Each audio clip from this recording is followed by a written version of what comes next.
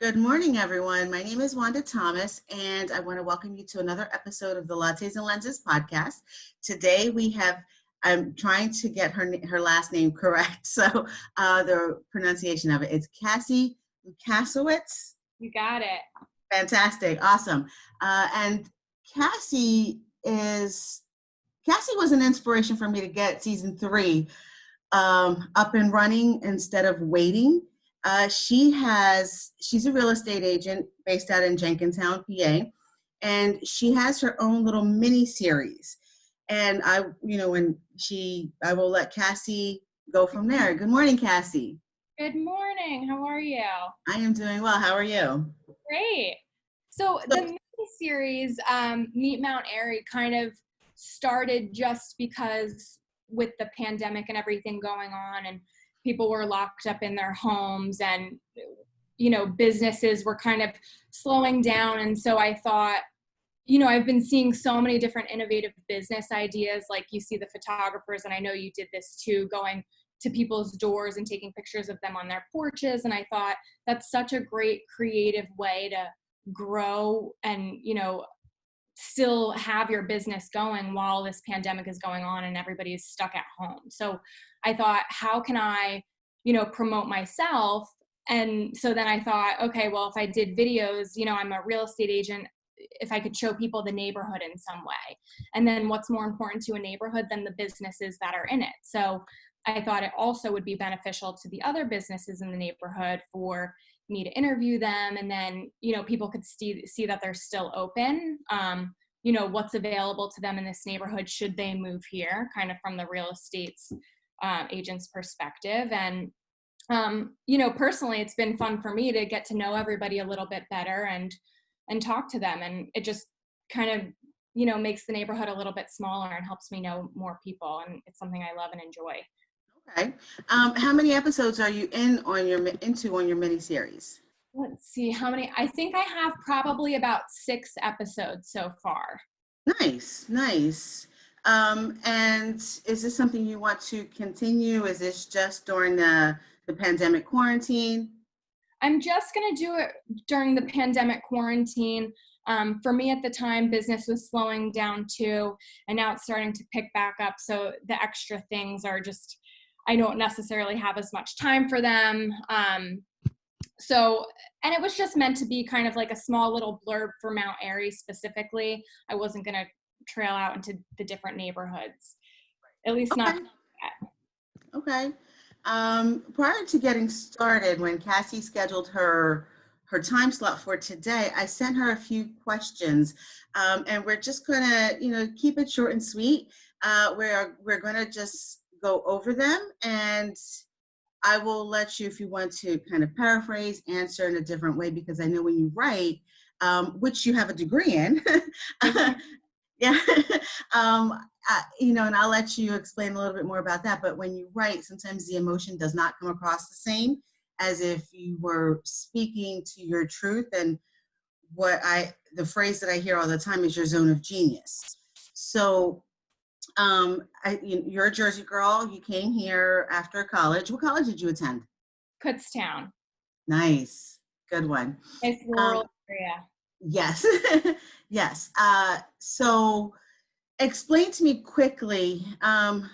Because I went to Chestnut Hill and I got a degree in criminal justice with a minor in juvenile. Did nothing with it. I'm a photographer now. So explain to me, or to our audience, when you had that aha moment about the degree path that you took and going into sales. Mm-hmm. So I actually had, throughout college, I had a couple different majors. At first I was doing digital media marketing, and then, I ended up switching colleges and they didn't have that major. So I thought, okay, what can I do and what am I passionate about? Mm-hmm. Growing up, my dad always would tell me, you have to find something that you love to do because you're going to be doing it every day for the rest of your life. So I thought, okay, well, all throughout growing up, I would write stories and things like that. So that's, I think, the direction that I want to go in. So, I went through college, and once I graduated, I felt like I didn't really have a set path as far as writing, what type of writing I wanted to do. And so for me, that was difficult to find a job because I didn't necessarily have the qualifications behind that to be able Okay. to get a job in writing. So, I had my short degree up on Indeed.com and all those job sites, and the sales jobs called me. And sales jobs are always hiring. So I figured, let me, go in for the interview. And the job was just such a positive environment. It was very like rah, like positive stuff every day, motivation. And I just really loved it. So I sold things in Sam's Club, and then eventually we ended up transferring that and going door to door. But it changed my mindset from thinking I wanted to get a 9-to-5 job, salary job, and now I was thinking more like an entrepreneur and like, okay, well, I can get what I earn, and whatever I put into it, I get out of it. So that really kind of changed everything for me. So I left the sales job. I didn't want to keep doing door-to-door sales. It was, people were worried about my safety, but, I loved it. It was just many hours. It was, 6 or 7 days a week from 7 in the morning to 10 at night. And so I just didn't think that I could live a normal life outside of that. So I ended up getting back into my degree, and I did a little bit of freelance writing. And there was no passion there. So during that time, I ended up buying a rental property. And from the rental property, I thought, okay, this is something that I can do. I enjoyed the whole process of going out and finding the house. I enjoyed the process of fixing up the house. And then I realized the benefit to real estate and, how it can help you build wealth and, help create some passive income. And then I completely switched career paths and decided to get my license. And here I am today. Fantastic. My sister's an agent out in Jersey. Oh. Yeah. And she hasn't, and like you said, her business has slowed down a little as well due to all of the quarantines, the pandemic and things like that. And yeah, she loves it as well. She started in medical technology and just couldn't stand drawing blood. So she as well made the career shift, and she loves it. She absolutely loves it. In your questions, one of your answers was the one thing you don't like about real estate is filling out all of the paperwork. Yeah. Yeah. I can relate to that because I think that's the hardest part of me as a photographer. I can do the storytelling, I know how to pose, I know how to do all of that. But when it comes down to the nitty-gritty of contracts and invoicing, and it's not from the business organization side, it's just I hate writing them, I hate reviewing them, I keep forgetting to send them out to people. And I can't tell you how many times there have been sessions that didn't have a contract or a model release, and clients were okay with that. So yeah, and I see it says here, it's a real estate is very much a people relationship business. You asked me a question on our interview last week. What was my favorite session? Is there a favorite, for you, I guess, sales process or couple that you met or person, house? I've been so blessed with the clients that I've had. I've built such great relationships with many, many of my clients that I still keep in touch with to this day. Or we'll just text back and forth, or I'll stop over and we'll have coffee and just chat.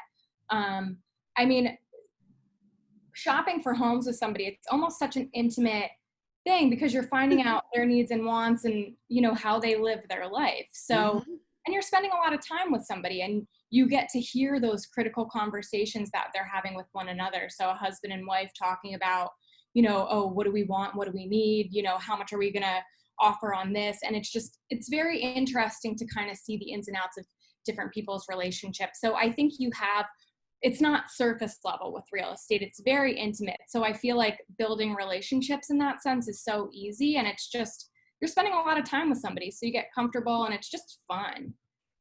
Yes, I've been nodding my head through while you were speaking about that, because I remember when my husband and I bought this house. It's a 6-bedroom, 3-story, 2-bath house, almost 2,400 square feet.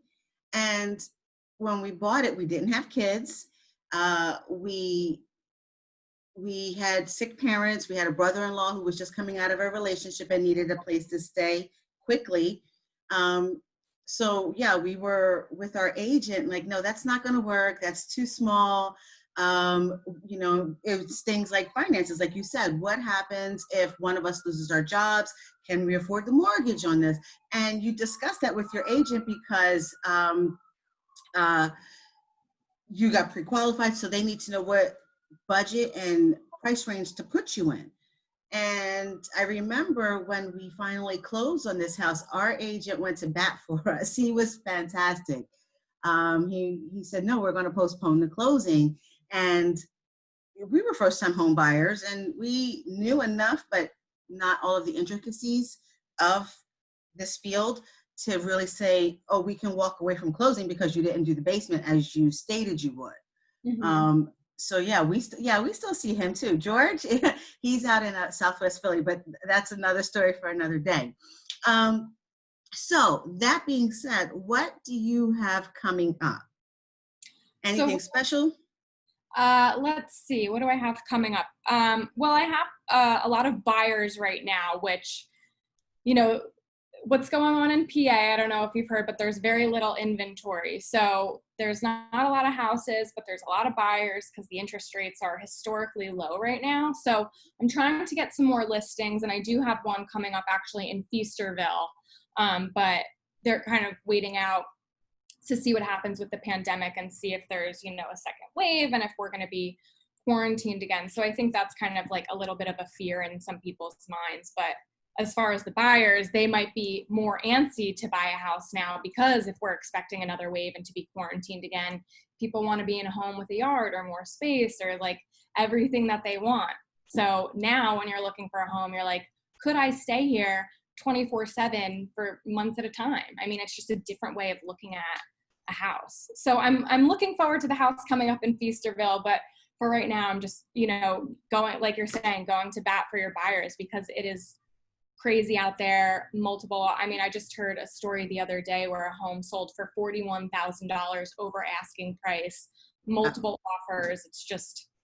It's crazy out there. Yeah, just on the personal side, like my husband and I keep getting all of these phone calls like, hey, are you looking to sell your house? And we laugh about it because that was the other thing we thought about. Like you said, when we bought our house 11 years ago, it was, can we stay here if we are shut in? And there was not even a thought or a glimmer of a pandemic. It was snow, rain, illness, things like that. And we said, yeah, we could. And like you said, we've been blessed with having so much space because now everyone is in their own little orbit and we're not on top of each other. Right. And that was really important to us, that we buy a house that was big enough to accommodate just space. Mm-hmm. So yeah. So anyway, okay. So tell me and tell everyone else how and where they can find you, your mini series, things like that. So my mini series you can find both on my Facebook. You can just search my personal Facebook, Cassie Lusawicks, and then I have an Instagram, which I just kind of post a lot of my day-to-day and my stories, and then I'll post new listings or just